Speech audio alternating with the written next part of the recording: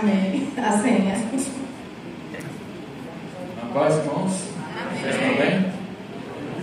Por favor, quando eu estiver falando, não ri, porque eu estou se concentrando.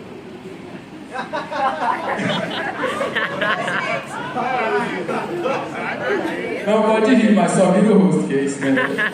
Tô brincando. Pode rir, pode rir. Então, eu não vou falar muita coisa, mas não vai ser muita informação, não. Mas eu só queria pedir para vocês que abram em Lucas 11:33, por favor.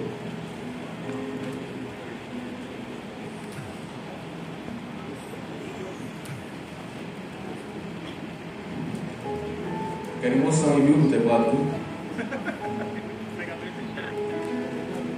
Então, vamos lá. Ninguém acende uma lamparina para pôr num lugar escondido ou debaixo de um cesto. Ao contrário, ela é colocada num lugar próprio, para que os entrarem na casa possam enxergar tudo bem. 34. Os olhos são como a luz para o corpo. Quando os olhos de vocês são bons, todo o seu corpo fica cheio de luz. Porém, se os seus olhos forem maus, o seu corpo ficará cheio de escuridão. Portanto, tenham cuidado para que a luz que esteja em você não seja escuridão. Pois se o seu corpo estiver completamente luminoso e nenhuma parte estiver escura, então ele ficará todo cheio de luz, como acontece quando você é iluminado pelo brilho de uma lamparina. Então, eu estava lendo esse versículo essa semana e eu analisei isso muito com que ele fala que a nossa luz, a luz do nosso corpo, são os nossos olhos, né? Eu relacionei muito isso com o que a gente vive hoje, né? Praticamente hoje a gente passa muitas horas da nossa vida na rede social. Então ali você está exposto a diversas informações, né? E essas informações são captadas pelo seu ouvido e pelo seu olho, né? Então, eu estava analisando que é tanta coisa que a gente pode ver, que a gente até não pretende ver, né? Por exemplo, no Instagram, né? Que a gente acaba vendo e aquilo, por exemplo, se for uma coisa que não agrada a Deus, isso pode levar a gente ao pecado, pode levar a gente a cair, principalmente se for uma coisa que a gente já sabe, que a gente já tem não ser uma tendência, mas uma dificuldade em relação a uma área, né? Então, principalmente naquela parte do Instagram que é os rios, né? Que ali passa o mundo todo, até coisa que você não vê ali passa, né? Claro que a maioria das coisas o Instagram recomenda, que ele recomenda são coisas que você já viu, mas tem muita coisa ali que você não convém ver, né? E o Instagram recomenda ali, né? E como eu disse, aquilo pode levar a gente a tentar, né? Falando diretamente, né?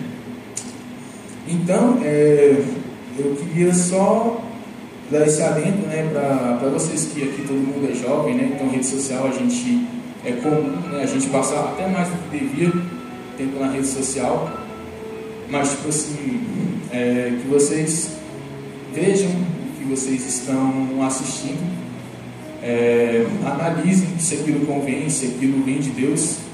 Um filho um dia falou uma frase para mim que eu guardei, tipo assim, quase todo dia eu lembro da frase que ele falou, que toda coisa que eu olhar, que eu escutar ou que eu vou fazer, eu penso se Jesus faria isso, se Jesus faria o que eu estou pensando fazer. Pergunto o que Jesus faria, né? E só isso, que vocês possam lembrar que os nossos olhos são a luz, a nossa luz, né? O que entra no nosso olho vai para o nosso coração. Obrigado. Gente, glória a Deus, que bênção, viu? E é isso mesmo, né? E quantas vezes a gente os nossos olhos estão se alimentando, estão vendo as coisas, trazendo escuridão para o nosso, né? Para nossa alma, para o nosso coração. E também vou ligar ao que a Bia disse. E muitas vezes apagando o Espírito Santo, porque a gente está tão focado naquilo ali, vendo tanto aquilo ali, que nós estamos apagando o Espírito Santo que está ali do nosso ladinho. Então, muito cuidado com o que você tem se alimentado através dos seus olhos, né? Cuidado com o que você tem se alimentado, cuidado que o que os seus olhos veem, né? Ok? Então, que você realmente tenha esse cuidado para não apagar o Espírito Santo através do que você tem visto, do que você tem se alimentado na vida, na rede social, em todo o tempo. Vamos para o próximo pregador? Eu vou pegar esse exemplo aí do Felipe Amós, que de fato todos nós passamos mais tempo no celular, no Instagram. Ele deu o exemplo do Reels lá, né? Você fica lá, ó. Por que você não aproveita esse tempo que você está no Instagram e seja um propagador da palavra do Senhor? Por que você não aproveita esse tempo que você está lá no Instagram, não posta uma mensagem bíblica às vezes? Tem pessoas lá, assim como você está lá perdendo seu tempinho lá, olhando, né, o que as pessoas estão postando, seus amigos. Tem pessoas ali que estão sedentas por uma palavra. Tem pessoas lá que estão sedentas por uma mensagem. Aí nós vamos linkar o que a Bia falou. Seja você sensível à voz do Espírito Santo, né? Propague, use a sua rede social para ser um mensageiro da palavra do Senhor. Não seja só um espectador, mas seja um propagador. Em nome de Jesus. Amém? Eita! Ontem ela falou, não, tia, eu não. Eita, quando a gente fala não, aí o Senhor fala, vai. Seja bem-vinda, pastora. Essa pregadora tem número. Gente, boa noite. Como o Felipe Amós disse, o tio Fio ele tem as frases dele, né? E ontem a gente estava numa reunião e eu estava, não vou não. E ele falou assim, é desse aí que Deus vai chamar, entendeu? Mas amém, nós cristãos devemos estar preparados, né, para todos os momentos, todas as circunstâncias. E amém, vamos lá. Eu estava mais cedo lá em casa, e aí acho que a maioria aqui deu uma preparada, né, deu uma pensada no que queria falar. E eu fiquei, Senhor, se for eu, o que o Senhor quer através de mim para a igreja? E aí eu fiquei em dúvida, eu falei, meu Deus, eu falo disso, eu falo daquilo, eu falo disso, eu falo daquilo. E ele falou, colocou no meu coração falar sobre a minha vida, sobre momentos que eu passei, e que muitos jovens e adolescentes já passaram, ou passam, e que isso possa ajudar a vida de cada um. Nós jovens e adolescentes temos o costume de ser um pouco ansiosos, né? Eu digo por mim mesma, eu sou uma pessoa extremamente ansiosa, e alguns jovens nós temos essa ansiedade. E um outro detalhe que nós também, alguns temos, outros temos, mas nós queremos esconder, né? É aquela coisa, aqui nós somos um jeito, mas dentro de casa, no nosso quarto, nós somos diferentes. E eu passei por isso na minha vida. Bastante tempo atrás, eu me mergulhei num mundo só meu, que eu não queria conversar, eu não queria falar, eu não queria fazer nada, eu estava no mundo meu e que eu não conseguia fazer nada, nem orar, nem falar com o Senhor, nem abrir minha Bíblia, não conseguia fazer nada. Eu estava mergulhada em uma tristeza muito profunda. E naquele tempo foram acontecendo diversas coisas na minha vida, e dificuldade, turbulências, e eu estava entrando em desespero. Eu falei, meu Deus, quando é que isso vai acabar? Por que tantas coisas? Por que comigo? Por que isso está acontecendo na minha vida? Foram diversas perguntas que eu fazia para o Senhor e nunca tinha resposta. E nesse tempo eu fiquei nessa, até que aconteceu uma situação que foi um ponto para eu falar, Deus, eu não aguento mais. Eu não quero mais passar por isso, eu não quero mais viver assim. Naquela noite, o acontecimento tinha sido umas 10 horas que aconteceu lá em casa. Quando foi de madrugada, eu não tinha conseguido dormir, estava ansiosa, e aquela angústia, aquela tristeza, aquele desespero por dentro. E eu levantei e fui para a cozinha. A cozinha estava a luz acesa, mas quando eu entrei na cozinha eu não enxerguei nada, estava tudo escuro. Mas no fundo da cozinha tinha uma luzinha, um brilho. E eu acesa. Quando eu fui nesse brilho, era na pia e tinha uma faca grande, aquelas facas de cortar carne, era grande. E quando eu olhei para aquela faca, a única coisa que passou na minha mente era: eu não aguento mais, eu não quero mais viver isso. Para mim já deu, esse é o ponto final da minha vida. A única coisa que eu pensava era em tirar a minha vida.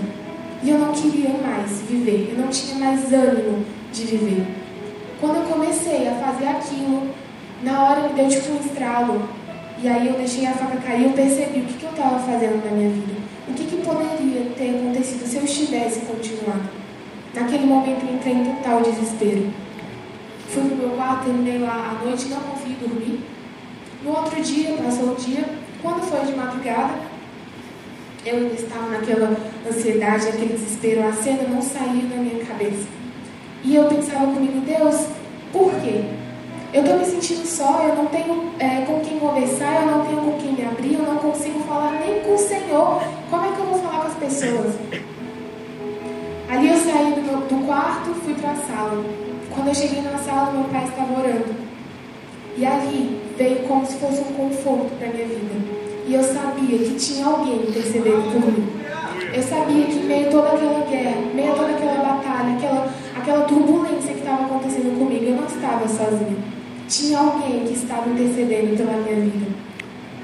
A partir daquele dia que eu vi que tinha pessoas intercedendo pela minha vida, foi ali que minha vida começou a se acertar, que eu comecei a entender os propósitos do Senhor na nossa vida. Até que chegou o congresso e o Senhor colocou no coração da Mini e do Vanieri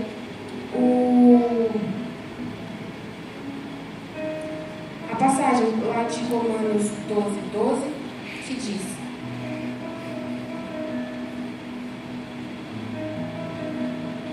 alegrem-se na esperança, sejam pacientes na tribulação e perseverem na oração.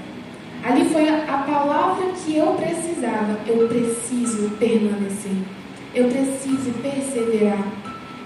Ali, se naquela noite eu tivesse terminado de fazer o que eu estava prestes a fazer, os propósitos de Deus, o chamado que Deus tem com a minha vida ia se acabar. Se eu não tivesse permanecido, tudo ia acabar. E foi o que o Senhor falou comigo: persevere. Em meio das lutas, em meio das dificuldades, em meio das turbulências, persevere. É isso que o Senhor quer para nós. Que nós possamos a cada dia, independente das circunstâncias, independente das tribulações, que nós possamos perseverar, olhar para Ele, esquecer tudo ao nosso redor e manter firme no propósito que Ele tem com as nossas vidas. Para finalizar, eu queria ler mais um versículo que fica em Êxodo 17, 11, que diz assim: Quando Moisés levantava a mão, Israel vencia. Quando, porém, ele abaixava a mão, os amalequitas venciam. Quando as mãos de Moisés ficaram pesadas, pegaram uma pedra e a puseram por baixo dele, para que Moisés se sentasse. Arão e Hur sustentavam as mãos de Moisés, um de um lado e o outro do outro. Assim as mãos dele ficaram firmes até o pôr do sol, e Josué destruiu os amalequitas a fio de espada. E o que o Senhor quer, para finalizar, o que o Senhor quer através desse versículo é: naquele momento em que eu estava passando por uma guerra, eu entendi que tinha uma pessoa ali intercedendo pela minha vida.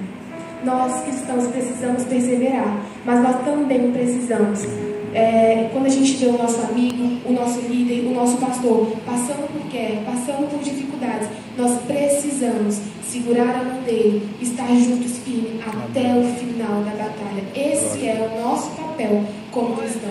É sustentar, é ajudar, é apoiar aqueles que precisam da nossa ajuda, da nossa oração. Amém? É isso, gente.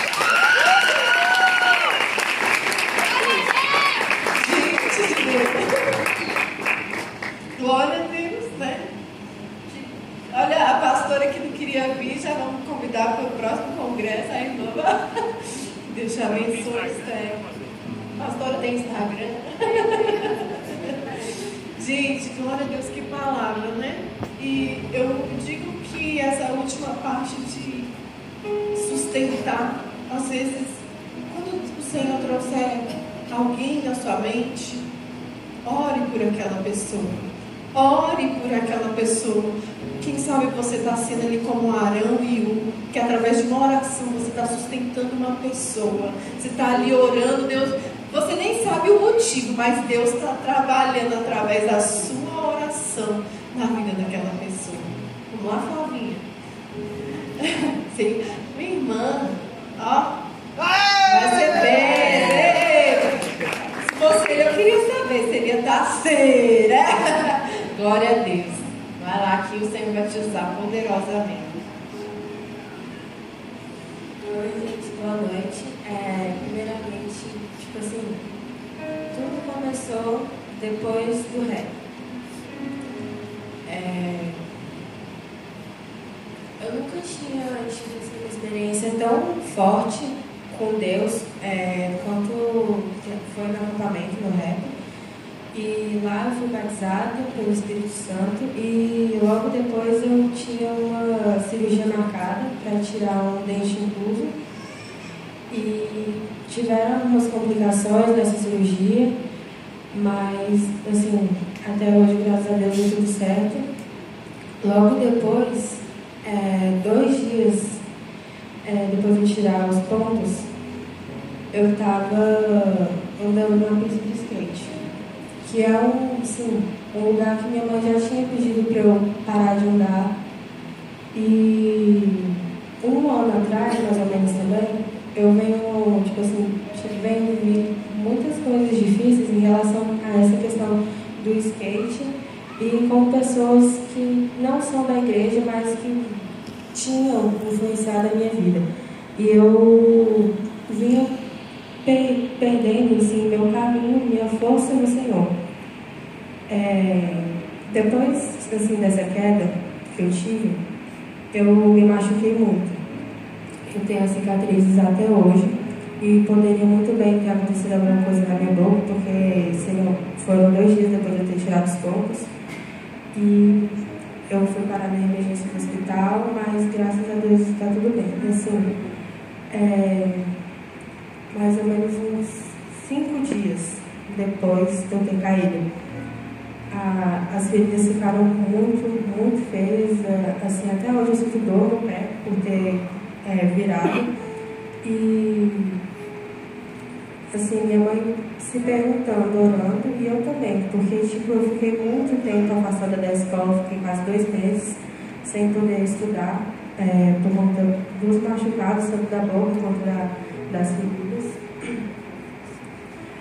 Minha mãe acordou uma vez de madrugada e começou a orar por mim, se perguntando assim, por que isso tudo está acontecendo comigo?